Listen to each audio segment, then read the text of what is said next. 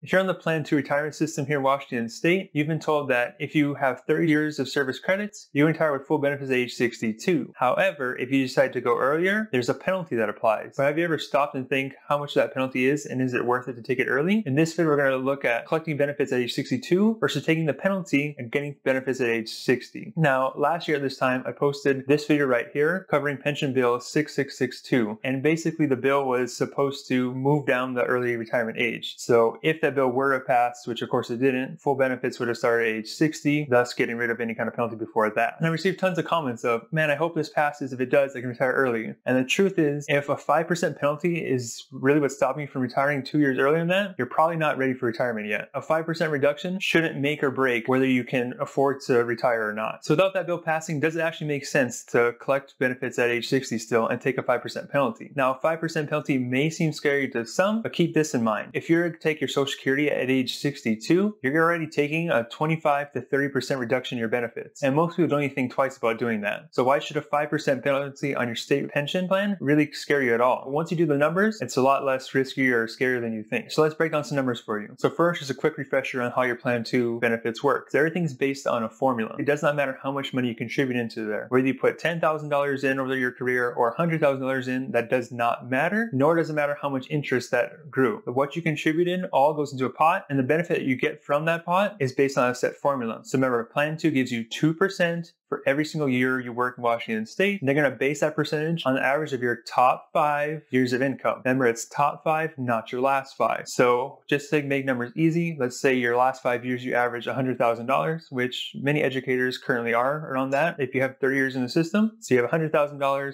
Let's say you put in your full 30 years. 2 times 30 is 60. That's 60%. So you're entitled to 60% of that $100,000 average salary, or $60,000 per year. So that's what you get on the full benefit formula if you didn't collect early. Now, one quick thing to know here, Plan 2 does not have an indexing formula. So you may have heard indexing from people on Plan 3 that basically says your benefit actually increases just by waiting to collect it. That does not exist in Plan 2. There's no real benefit for you stop working and delaying taking your pension benefits, other than maybe avoiding a penalty. Okay, so if you're going to get $60,000, if you waited till 62 to collect your pension and you decide, hey, I'm going to take it at 60 instead and take that 5% reduction, well, 5% or 95% of 60,000 is $57,000. So instead of getting 60,000, you get $57,000. You lose $3,000 per year, basically for the rest of your life, or $250 less per month. Now, that may seem kind of steep, but before you jump to the conclusions here, let's do the math on that to see when did you really break even. But before we jump to that, make sure you hit the like button so this video can spread to other state employees who may be thinking about retiring earlier. Okay, so if you're going to take your pension at 60 and you have $57,000, remember that before you even get to 62, when you're trying to compare the numbers, is you're going to be banking that $57,000 for 2 full years. So if I retire at age 60 and I decide to take my pension, it's $57,000 to me. At 60, I get another $57,000. Before I even hit age 62, I've already taken $114,000 from the system. At 62, if you were to wait, you would have got $60,000 or $3,000 more. Now, how long is it going to take for that $3,000 difference to catch up